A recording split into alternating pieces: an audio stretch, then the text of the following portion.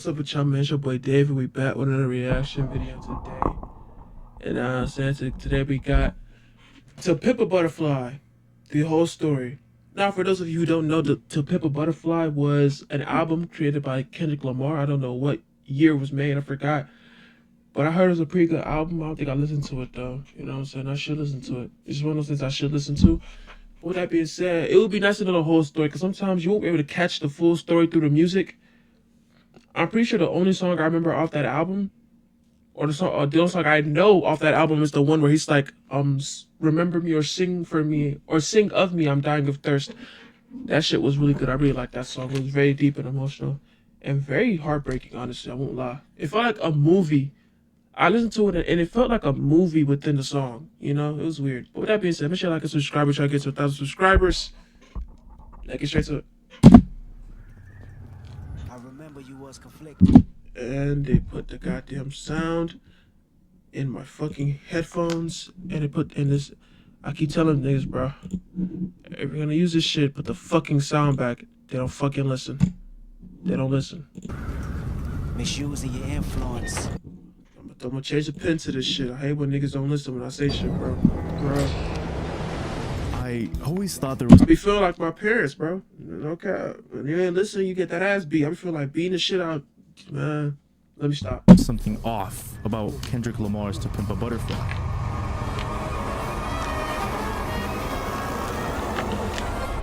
His animation is really fucking good. That was great. Oh my god, it's gonna be a fun watch. And when part 2 comes out, I will definitely be watching that. No cap. Jazz, racial justice. A lot of people see this album as black empowerment and setting the slaves free. But what if I told you that's all a lie?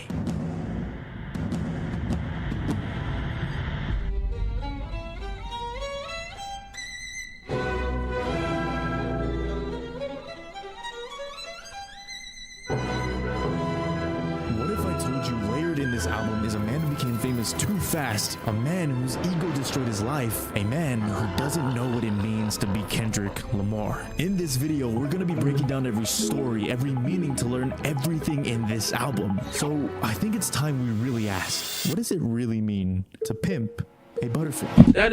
That name itself is some of the most poetic shit ever that I've ever heard. To pimp a butterfly.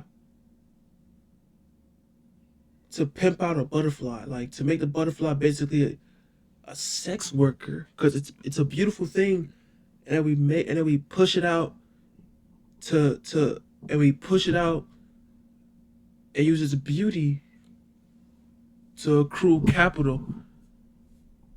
Hence, we pimped out the butterfly. I don't know. I'm just really trying to wrap my head around this shit, but it's beautiful. It's a very beautiful title. No cap.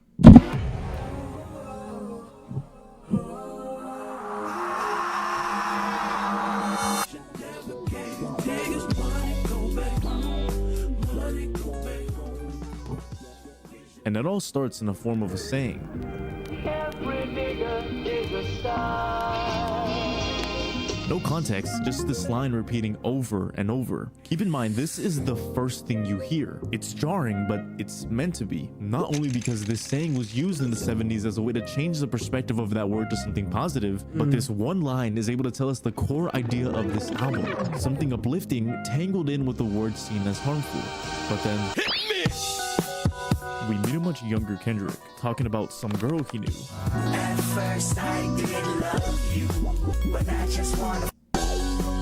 Now we find out that this is Kendrick's first girlfriend, but something seems off because he used to love this girl, but now he'll be with her and he'll only use her for sex.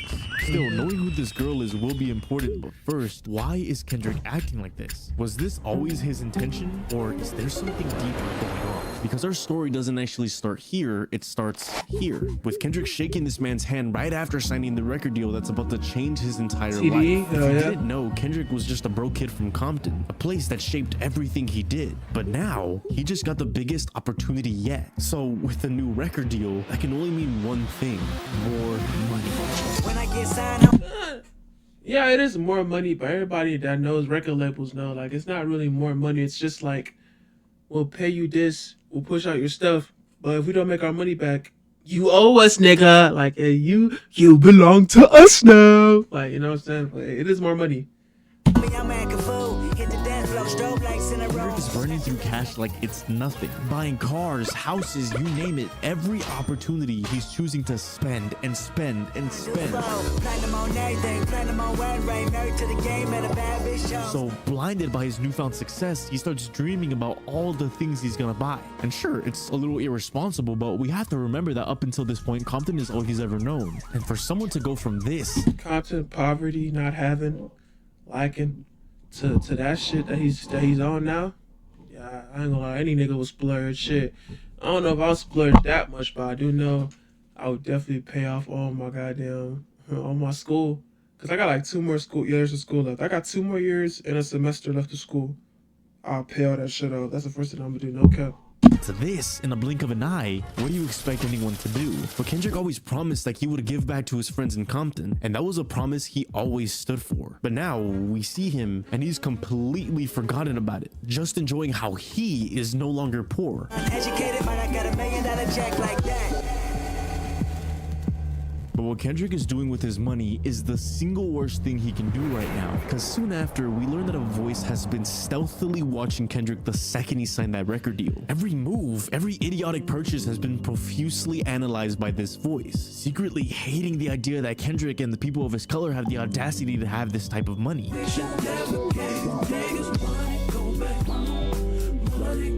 It's a crazy statement to be said, since they're literally saying colored people should not have this money. Now, we don't know who this voice is, but the accusations say enough. Because what reason does it have to be this uptight about the situation? And more importantly, what are they planning to do about it? And before Kendrick can even think, he looks up and standing there is Uncle Sam, grinning ear to ear, willing to give Kendrick anything money can buy. And how now that he's rich and famous, he should feel free to spend that cash. I mean, now that he's here, it's easier than ever. What you want, you a house, you a car, 40 acres and a mule, a piano, a guitar, anything. I think I heard this song before. I don't know though. That part that we talking about the 40 acres and a mule, a piano, a car, a house, that shit. I heard that part, but I don't remember the song. It might have been on a TikTok snippet. I ain't gonna lie, dude. Bro, TikTok has put me onto so much motherfucking music, bro. Cause I was never like into SoundCloud heavy. Like I used SoundCloud in high school and shit and all that shit, but I never was like really crazy deep into music like until I started using TikTok more. That shit put me onto so much music, no cap. Sam gaining Kendrick's trust by promising things a man can only imagine. Saying, buddy, Kendrick, you've struggled for way too long. Go on, enjoy it. I'll take care of the rest. But I think here it's important to point out that it's clear Uncle Sam is giving very weird vibes. Not only because he pushes Kendrick to buy more and more stuff, convincing him to spend money, borrow it, just keep buying. Just continuing to make him mindlessly dump his money and offering options if anything goes wrong. 2 coops, 2 chains, 2 C-notes, too much and enough, both we know. Get it all, you deserve it, Kendrick. This man is plotting something. Whether good or bad, there's gotta be a reason for him to urge Kendrick. Because in these lines, he'll secretly tell himself, but I'm still following you because you make me live forever. So something about So what is it, like the capitalistic like pursuit? He keeps paying into Uncle Sam and Uncle Sam keeps giving him money type shit? Is that what that's, or not giving him money, but Uncle Sam gets money back with the taxes and stuff? I don't know. spending money makes Kendrick valuable and keeps Uncle Sam immortal. So then who really is Uncle Sam? Just a simple con man or something much worse? The voice from earlier was Uncle Sam, but now that doesn't make any sense, because there he doesn't want Kendrick to have any money, so his plan here is to give him more money? Well, what if I told you Uncle Sam was plotting something big, a trap on Kendrick that will stop him from having money for good? Texas will deny how Wesley sniped your ass before 35. Taxes. Uncle Sam is going to tax Kendrick. If we look at the title of, But how is he gonna tax him? Is he gonna like, it's just gonna be like regular taxes, like, oh, 35% of your money? Like, I'm pretty sure like most multi-million-dollar dudes who aren't like basically trying to constantly break the system are paying like at least half of what they have in taxes. So what's really about to happen, honestly? the track, we see a name that's interesting: Wesley Snipes. Wesley Snipes is here. Wesley Snipes. Wesley Snipes! The man that low-key saved Marvel. No cap. This nigga, Blade saved Marvel. This nigga right here saved Marvel. Anybody, if you fuck with Marvel heavy, you owe a lot to this man right here. You only gotta pay the nigga no money. Just say, he respects you, bro. No cap. He famous African-American actor who rode his success and then was thrown in jail for, you guessed it, taxes. Actor Wesley Snipes of federal tax fraud and conspiracy charges, but convicted him of failing to file tax returns. Accused of trying to get back millions of dollars from the federal government in taxes he had paid. He's also... And here's the problem with that. You can't cheat Uncle Sam out of nothing, nigga. Uncle Sam with every penny and every dollar, nigga. No cap. No cap.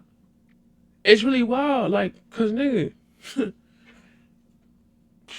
that's the one thing, like, even if you have billions and millions of dollars, Uncle Sam still wants every penny. That's why niggas be using that. That's why them rich ass niggas, every time they got money, they always take out loans using their shit, their stocks as collateral.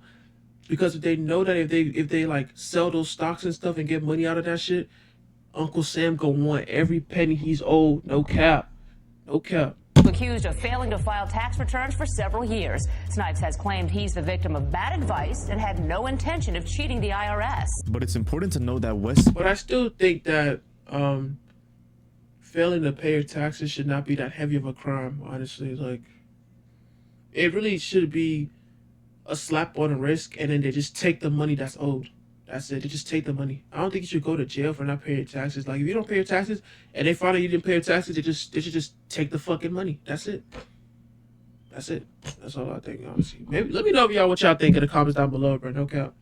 Snipes claims that the reason all of this happened is because no one taught him how he should spend his money. And the same thing Uncle Sam did to Wesley Snipes, he's trying to do to Kendrick. Remember, Uncle Sam knows Kendrick just got all this money, but is too clueless on managing it. It's a trap that's been set by Uncle Sam that doesn't like that Kendrick has all this money, so he's gonna make him bankrupt by spending the money and ending him off with a huge tax break, keeping him stuck and controlled by the government. No matter how successful Kendrick might be right now, with bad taxes, publishing rights, unfair royalty checks, it can all be taken away from him. Said he looks rich right now, but that system gonna catch his ass, like what he just said. Them like royalties, all that shit. Like, bro, you're selling and it's not selling enough. You owe us. You know what I'm saying? Like them contracts, nigga.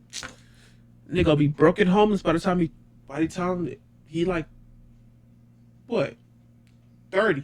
You. But now here's the question. Why specifically African Americans? Why are they the main target for Uncle Sam's plan? No matter the reason, one thing is for certain. Uncle Sam is always watching, using people like Kendrick to keep himself alive, and if you don't play by his rules, he'll find a way to get you. So if you're successful and black in America, you better watch your back, because Uncle Sam always wins, and he's already planning on how to take Kendrick out next.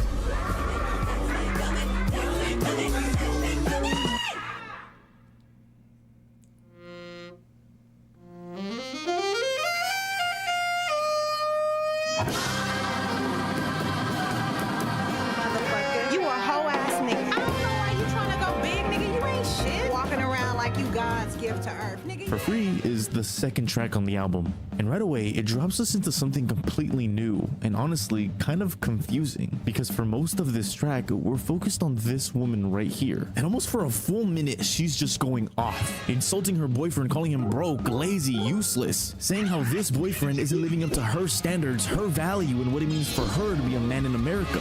And we're just sitting here thinking, who is... So this song is a look into what it means to be a man in a relationship in America. Ooh, shit. Talk about it, Kdot. Talk about it, man. Is this woman? Why is she so mad? But then she says something that changes everything. Brand ass nigga. Everybody know it. Your homies know it. Everybody f***ing know. Suddenly we realize she's talking to Kendrick. She's mocking him, questioning his confidence. Big nigga, you ain't shit. Walking around like you God's gift to earth, nigga. You ain't shit. 2 songs in, and you can already tell Kendrick's ego is sky high. He's just made it big, got money, fame, freedom, and he's feeling unstoppable. But this changes everything, because this one line brings us back to what we just saw in Wesley's Theory. There, Kendrick was young, fresh out of Compton, ready to spend every dollar the second he got it. Now, he's got it.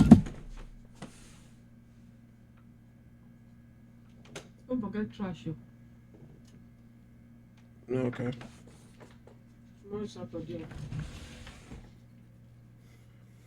And suddenly, everybody wants a piece of him.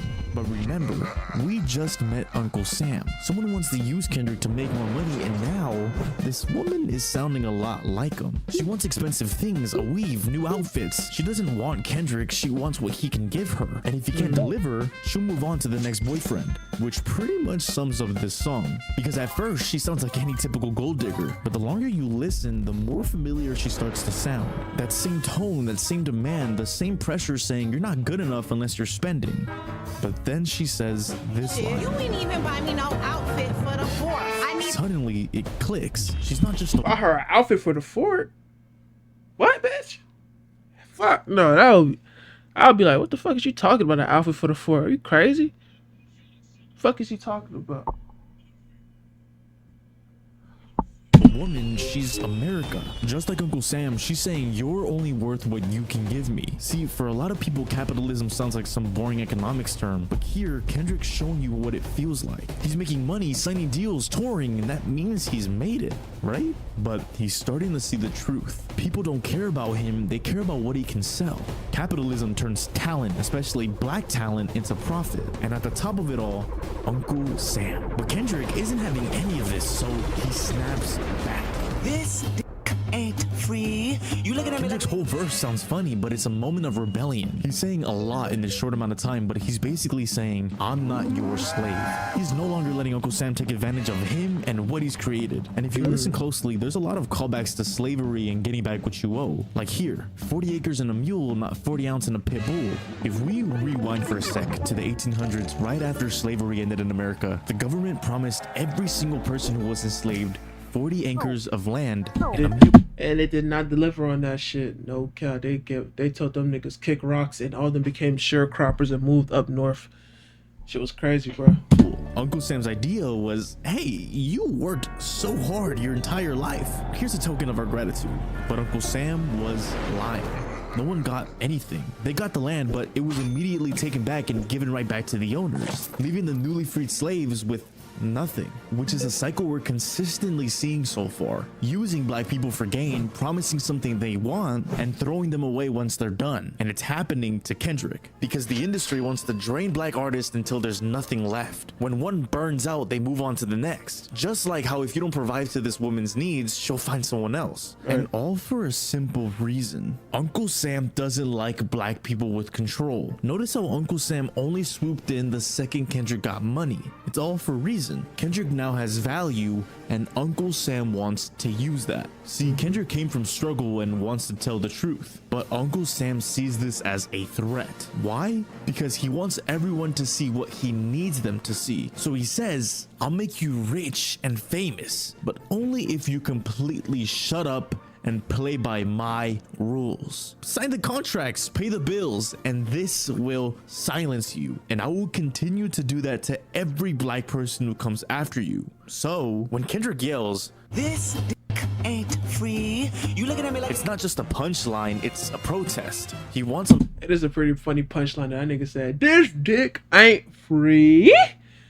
Said that shit like he said that shit like they be reading them like slam poetry, nigga. That shit funny. America to stop seeing him as a source of profit and doesn't need Uncle Sam whispering in his ear what the American dream should look like, just like he's been doing to every single black man in America. But it's kind of ironic. Kendrick thinks he's in control now. His ego's telling him, you know your worth, you're unstoppable, but he's still caught in the system. Because as many people have said, if you are not truly free, you still have a price. And Uncle Sam can always pay it. Kendrick might feel free, but really, he's still playing the same game. And for now, Uncle Sam is just watching, letting Kendrick have his moment. But one slip up, and it's over. Because when your ego is this high, the fall that comes next is going to change everything. I'ma get my Uncle Sam number. You up? You ain't no king.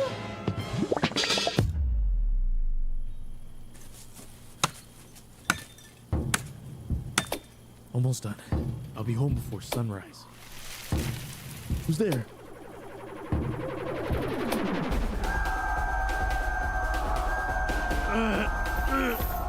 Let go of me.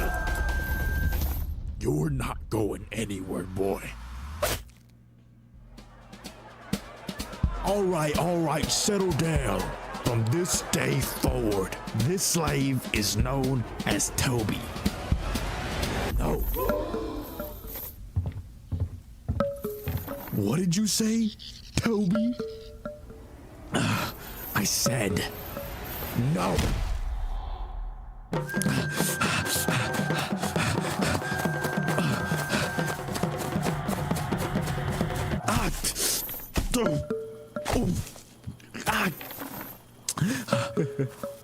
You thought you can run from us, boy? You think you can ever leave this place? No.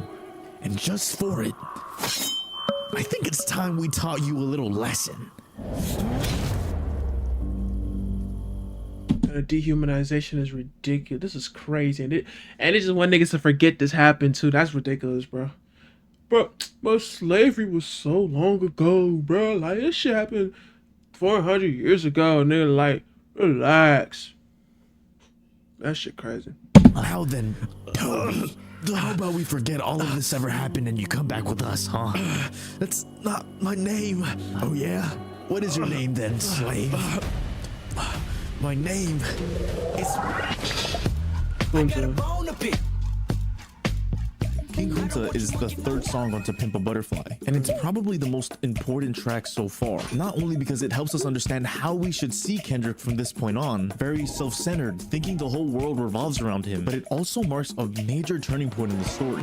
When you first hear King Kunta, it sounds loud, energetic, and that makes sense because that's exactly how Kendrick's been acting up until this point. But underneath all that pride, something's not right. Remember, when Kendrick was younger, he made a promise. If he ever made it out of Compton, he'd use his voice to help his people. But now, he's more focused on defending his power for himself and himself only. And in this song, you can tell something in Kendrick is not okay. I don't want you monkey mouth motherfucker sitting in my throne again. Kendrick is back in Compton, but instead of keeping his promise, he comes home feeling like the absolute shit. At this point, he's been gone for years, on tour, living like a celebrity. That ego made him turn his back on his niggas. Shit crazy, bruh. Could have swore he would take care of his niggas. Nigga got up. Showed them boys a shoulder. Shit crazy work. Now that he's back, something's changed. Because as soon as he gets back, he starts showing off, flexing everything he has, everything they don't. The problem, that's the opposite of how he should be acting. But it's important to understand why he's like this is because when Kendrick was trying to make it out of Compton, none of these people believed in him. So now that he's made it, he just wants to rub it in. It's gotten so bad for almost 2 years. And at times, it's moments like those when you just gotta elevate and sort of kind of look past this shit. Because it could be easy to just look at niggas and just tell them, you not shit, I'm him, fuck you. And everybody's guilty of doing that every once in a while. I'm not even saying don't pop your shit, but sometimes it's like you gotta just look above niggas, bro. Just like water under the bridge type shit, bro. Hopefully, because I never heard this song before. Hopefully that's what happens, bro. No cap. Kendrick could not wait to get off this Good Kid, Mad City tour just to come back home and brag. 65 days times 2, I was contemplating getting on stage just to go back to the hood, see my enemies say. And the crazy part is, he doesn't see anything wrong with it. He's looking around shouting, look at me now. I'm better than you and you and you. Self-crowning himself as the new king of Compton. Where you and I was walking, now I run again. It's a very ironic thing for him to say he's the king of Compton when he doesn't own Compton or anything. He doesn't own Compton. Like, the government could just dead ass look at him, point, and he's gone. So it's always funny every time niggas be like, I'm the king of my city. I'll run my city. I'll run my block. You have no property on that piece of land, bro. You run nothing, nigga. You're gonna go to jail. You do anything foul, you're going to jail, nigga, and nobody will bail you out because you ain't got no bread, nigga. You're done. Now, when we look at the songs we've gone over, while all distinctly different, one thing stands out throughout: Kendrick's ego. Because as we just learned, he thinks he quote-unquote outwitted Uncle Sam. And that's why he's showing so much arrogance in this song. To say to everyone, I'm in a system meant to trap me, yet I'm still at the top of the world. Now, let's talk about the meaning behind the name King Kunta. If we look back at the story from earlier, just like how Kunta Kinte was running away from the slave masters trying to become free, Kendrick calls himself himself King Kunta to say, I'm running the rap game, and I'm also running away from how Uncle Sam is going to be able to control my life. And they're going to have to cut his legs off in order to stop him. Just like Kunta, Kendrick refuses to become a slave, whether it's to the industry, Uncle Sam, or anyone who's trying to control him. But look closer at the name King Kunta. It's another example of how Kendrick always blends two opposite ideas, power and control. Just like how the title To Pimp a Butterfly mixes beauty with corruption, or how he flips words like the N-word and star. And here we have the same contrast. A king, someone powerful and respected, tied to Kunta, a slave fighting for freedom. It's that constant balance between empowerment and enslavement, and that's something that's gonna matter a lot later in the story. Now, back in Compton, Kendrick keeps bragging non-stop about how much better he is than everyone else, and that's when he brings up this idea of the yams. In the song, yams represents the power and success that Kendrick currently has, and is pushed further as the thing that everybody wants but nobody has. So when Kendrick brings up the yams, he's saying, I finally got power, these people are threatened by it, and they want to take it. Because yams has always shown themes of being desirable and valuable, and this tells us a lot about where Kendrick is right now, because he's young, immature, and loves to brag. But here's the scary part. These are the exact traits Uncle Sam needs to keep someone under control. Ego, greed, pride, these are all tools that let the system control people. Throughout King Kunta, Kendrick brags about his influence, but as the album goes on, we'll see that he's using that power for the wrong reasons. And that's exactly what Uncle Sam wants. So yeah, Kendrick feels like he's at the top of the world right now, but his story is just getting started. If he doesn't clean up his act soon, it's only a matter of time before Uncle Sam finally swoops in and Kendrick becomes... I remember you was conflicted, misusing your influence. Institutionalized is the fourth song on To Pimp a Butterfly, and it's getting kind of strange. Song after song, Kendrick has been continuing to do whatever he wants without any repercussions whatsoever.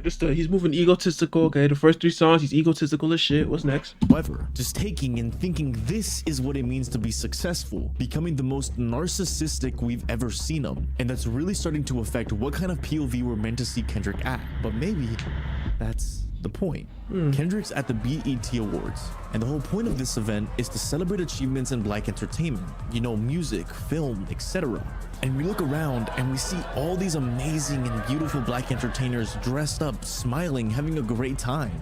But the second we're put into Kendrick's shoes, he asks us a very specific question. What money got to do with it when I don't know the full definition of a rap image? Right away, we look at Kendrick and he's conflicted. On one hand, he's living out his dream of becoming a rapper, and on the other, his mind is still back in Compton. I'm trapped inside the ghetto and I ain't proud to admit it. Institutionalized, I keep running. We know that being a successful rapper doesn't mean having money and fame and thinking you're free from your past, but he still doesn't know that. So he also brings up this very important word, institutionalized. The idea that a person becomes so used to living in...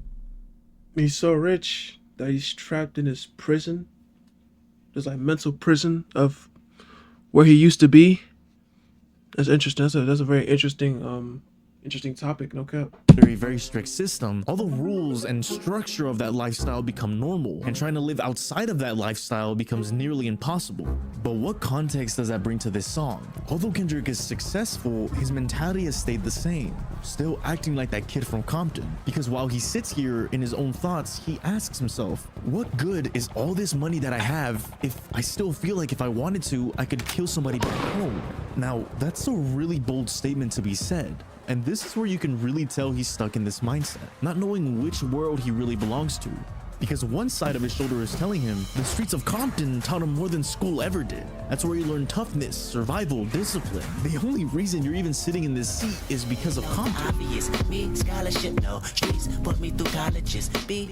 But the truth is, Kendrick did the hard work and he earned everything he has by himself. But at this point in the album, Kendrick can't see that yet. So instead of being proud of his growth, he sits at this award show frustrated. But as Kendrick sits here, with all the other sounds muffled around him, he gets a tap on the shoulder. Yo, Dot, how much money do you think is in this building? Kendrick had completely forgotten that he had invited one of his friends from back home as a +1 to this event. And instead of being excited to be at the BET Awards, this nigga plan on how to get some motherfucking money. Oh my god, nigga, just enjoy the wine sipping, enjoy the music, bruh. God damn. Niggas always trying to make a play. Just relax. Damn.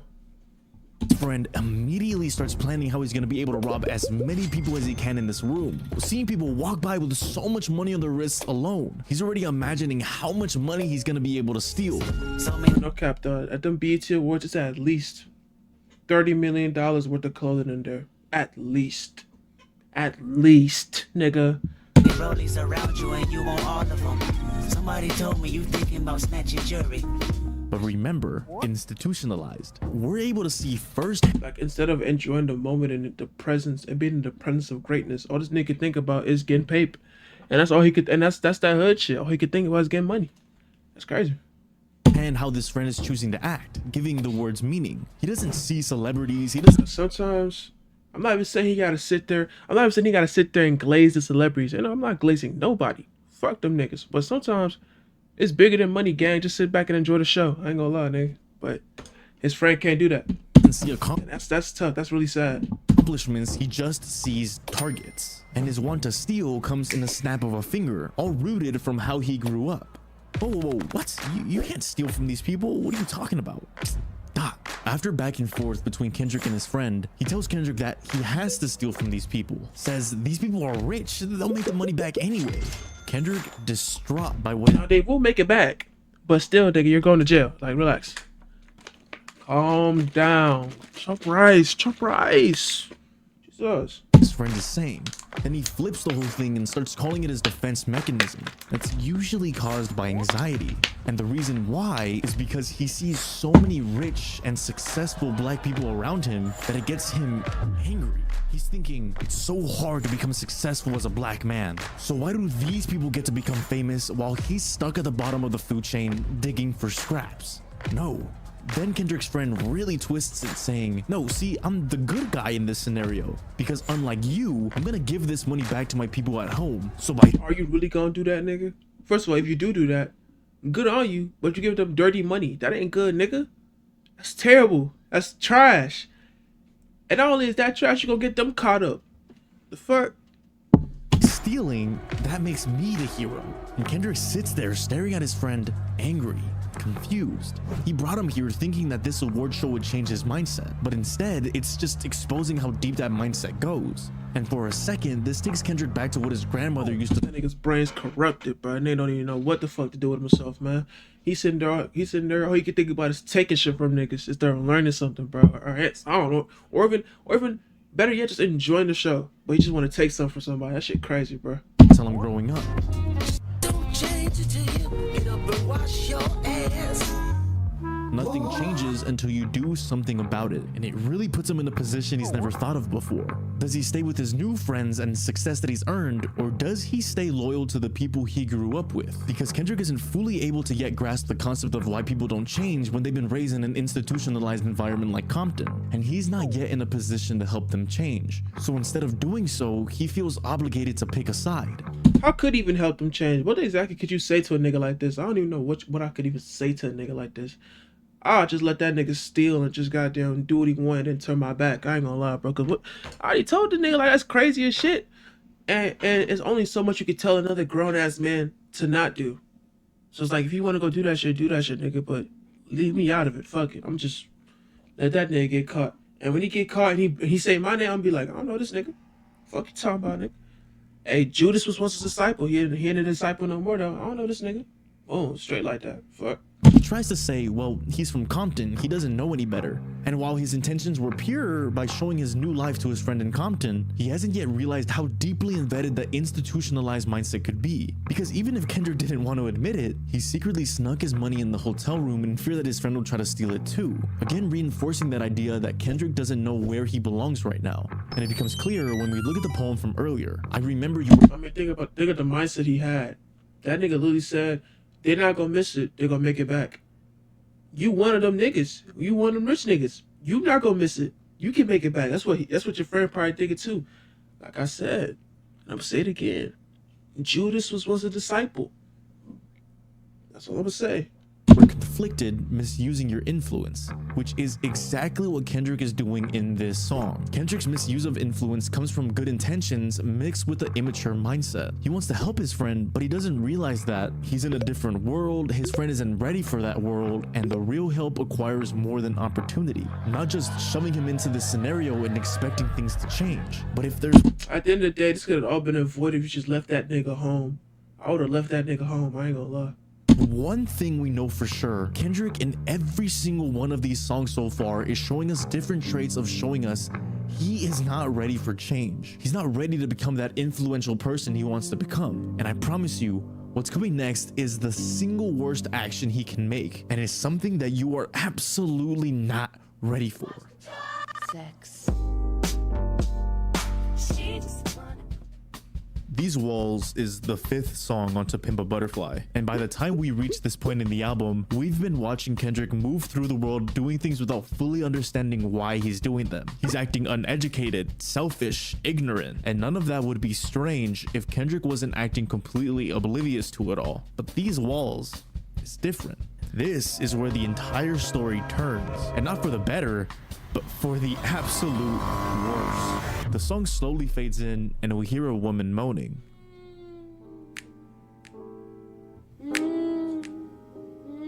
It's growing louder, uncomfortable even. We don't know what's happening yet, but obviously it sounds strange. Is this woman in pleasure or is she in pain? The song starts and we're introduced to a woman in the club of Kendrick's hometown of Compton. She's out with her friends celebrating her birthday. Everyone around her having a great time, laughing, dancing, partying. But when we look at her, she's distant, out of it. And the reason isn't subtle. She's thinking about sleeping with a man. She wants to leave. She wants to go home with him. Even on her own birthday, that's all she can think about. We barely get details on this woman, but the small glimpses we do get says enough. She's sleeping with someone she shouldn't be. Someone she was explicitly warned not to be with. Which begs the question, who is this nigga? he? What makes him so impossible for her to resist? And that's when we learn the mystery man she's going home with is Kendrick. Kdot! This woman wants Kendrick bad. But when Kendrick speaks, we realize that they've been doing this for a while. But listen to how Kendrick describes being with her. Your flood could be misunderstood and full of pain and resentment. Obviously, this is referring to how he makes her feel sexually, but something I haven't mentioned is that something happened to this woman. And her way of escaping that and not trying to think about it is trying to get at Kendrick. And Kendrick full-heartedly knows this. Now, this woman is practically begging Kendrick at this point, but Kendrick looks at her with zero emotion. He's with her for one reason and one reason only. And that wouldn't be an issue if we didn't learn that before Kendrick became famous, this woman absolutely hated him with every bone in her body.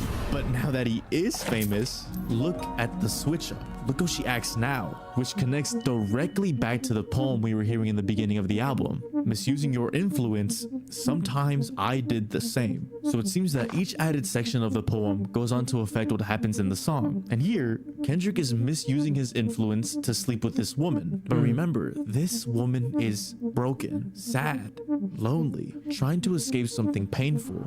And she doesn't like you, honestly. She just, didn't the bitch just say she hated this nigga like when he was like young and shit? What the fuck going on? All of that puts Kendrick in full control, basically saying, I'm the famous rapper. You're lucky to even be here. It's crazy when you think about it. Kendrick is using his fame to take control over this woman, sleeping with her constantly, knowing the reasons why she's doing it. But why? Why is Kendrick doing this, knowing her situation? And why is she acting like this in the first place? Well, after they finish, Kendrick gets a message, and suddenly everything makes sense, because we learn that these walls is referring to the walls of the woman's legs. Or does it? Oh, I thought you were talking about her walls. I was gonna say, oh shit. We drop into the middle of a conversation between Kendrick and a stranger in prison. Now listen to how Kendrick's voice darkens here. He's angry with this prisoner. This prisoner is facing a... I was so deep. That nigga just said, your destiny accepted your fate. That's tough. life sentence, and Kendrick just sits there laughing at this man, telling him nowhere is there an escape for you at this prison. Nobody is coming to save you. Not those officers, not a single judge, not even your own mother is going to be able to change this unforgiving fate that's hit you. Wait. Why is Kendrick doing this? We just went from a woman who's using sex to escape to yelling at a man who has jail for life and laughing at his inevitable fate. So let's shift our focus to the prisoner. Who is he? What did he do?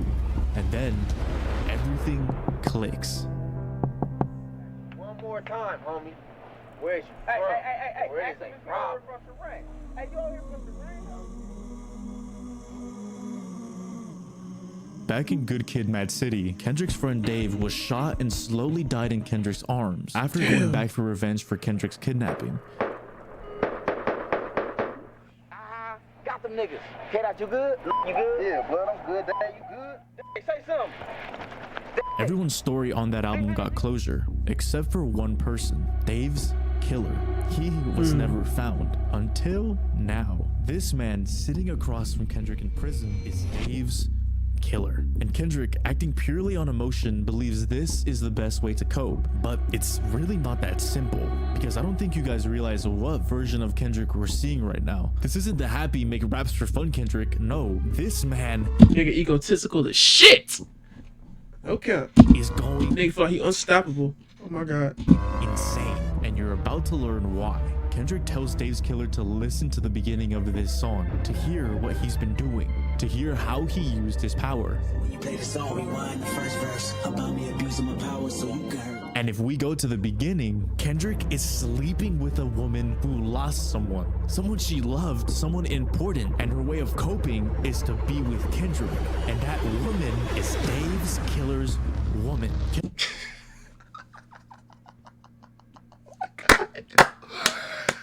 I can't be too mad at it. And that nigga going crazy. I love him, bro. Hey, Kdot, you evil, son. God damn, nigga. Hey, but it seems copacetic to me. It seems alright with me. Shit, fuck it. Go ahead, Kdot. Kendrick sits on the other side of this glass, looking this man dead That boy evil. Ooh, that actually feels kind of good. I ain't gonna lie, it's crazy. in his eyes and essentially tells him, I'm sleeping with your girl as revenge for you killing my friend, and there is nothing you can do about it. Kendrick has been sleeping with her solely to see this man suffer. He even goes into detail about what they've been doing together. And it's crazy because she hated him. And now she she hated him. It went from I hate you to I hate you. Like hey, it's cooked, man. You're done. That we don't need to repeat, but just imagine being this man, your enemy, a famous rapper describing everything he's been doing to the person you love while you sit powerless behind bars for life. Kendrick is using his fame as a weapon and takes advantage of this woman's vulnerability, all because he's now a famous rapper. Oh my gosh, who is this? Who is Kendrick right now? And I swear I remember seeing them TikToks of this. They were talking about, oh, Kendrick is like a sweetie pie. Nah, that nigga evil, nigga. Hold on, bruh. Fuck you talking about? In a Good Kid, Mad City, Kendrick and his friends were saved by their faith. A woman prayed for them, teaching them about Jesus, shifting Kendrick's mindset. Do you want to receive God as your personal savior? Even Kendrick's mother told him to give back to his community through music, to show the world he came from Compton and rose into greatness. But in this album, he hasn't followed any of that. He's doing the opposite. Ever since signing that record deal, Kendrick has bragged, wasted money, insulted his city, and acted like a complete fool. And now performs this vile act just to see someone suffer. This isn't Kendrick. But this all happened in real life, nigga? Like, this real? He was doing this shit in real life? Or was he like, or is he just like, it's just like a story, he's just using himself as like a character in a story? Or is he like really out here cracking niggas' girls? Oh my god, Kdot. Damn! At this point in the album, we've been on a roller coaster to how Kendrick chooses to show his worth. Controlled by Uncle Sam, battling this woman, bragging back home, the BET situation, and now this. He is not ready to be where he wants to be. But the question becomes, will Kendrick keep spiraling, keep acting recklessly, refusing to slow down, or will he finally realize something is deeply wrong? I guess there's only one way to find out.